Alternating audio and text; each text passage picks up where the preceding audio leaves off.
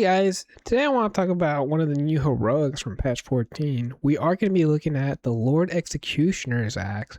It's going to be a heroic variant of the Thunderhammer, and its special gimmick is Whirling Strike. Aftershock is replaced by a powerful spinning attack. Hitting 5 or more enemies with a single attack grants 1 adrenaline surge stack. And I do think if you're going to build into this heroic axe that you really want to focus more on aftershock so you're able to get a lot of AoE damage out. I did pair this new heroic Thunderhammer with a ground slam build, and I highly recommend if you're gonna run any build with this weapon that you would go more towards Wings of Flame, solely because you can animation cancel. Now, I have a few things I want to say about this weapon, or more generally about the Thunderhammers as a whole and how they fit into Space Marine 2, especially in patch 14.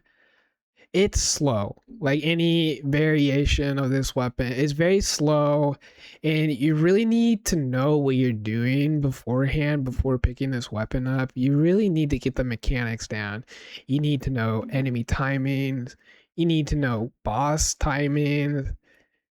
You really got to be cracked out to use this weapon. I'm not the biggest fan of Thunderhammers in this game. I don't use it as much compared to like a Power Fist. Also, another thing about Thunderhammers is that you're going to do a lot of trading with enemies. And what I mean by that is that you have to be comfortable with getting in the thick of it and knowing that, hey, I'm going to lose an armor segment. I'm going to lose 2 armor segments or 3 armor segments, but I'm going to be able to put out a lot of damage and guarantee and execute. That will be happening a lot with this weapon, and you really need to know when to do things like that. I also noticed a lot when I was using this weapon that I would go in for a really fat charge, and out of nowhere my Norris would jump on me. I think that was probably one of the worst things, because you're just sitting there with your double block charges, and it's like it gets interrupted by a single Minoris. If I were to put this weapon in a tier list, it would make its way to A tier. I really don't think I would consider it to be S tier, solely because at the end of the day, this is still a Thunderhammer. You know, Thunderhammers are all in kind of weapon. They're very slow. You know, you need to be very knowledgeable of the game. You need to have the mechanics down. And especially right now in patch 14, where range damage is just out of control. You know, devours are almost in every corner.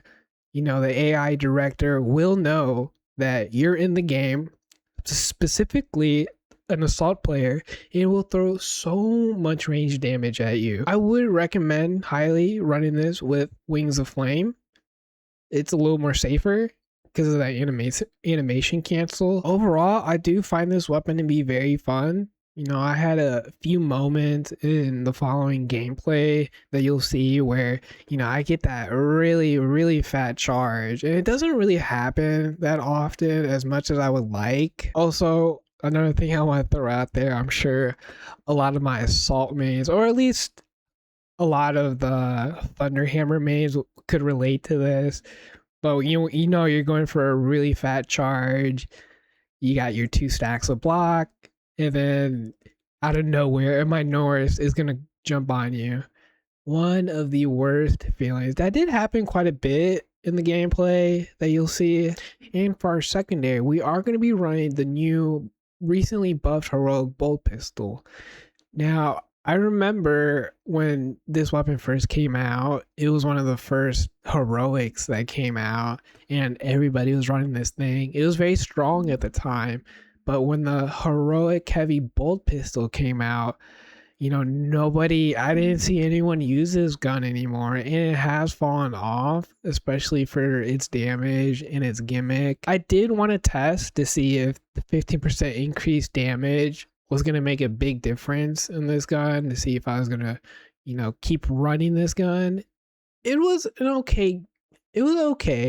The buff wasn't crazy, but it was nice to see that Saber went back, gave it a little buff because it has fallen off over the past couple patches. Your best bet to build this weapon, I think you want to focus more on headshots because this is more for taking out zoanthropes, interrupting reinforcement calls if you can't reach them with your melee.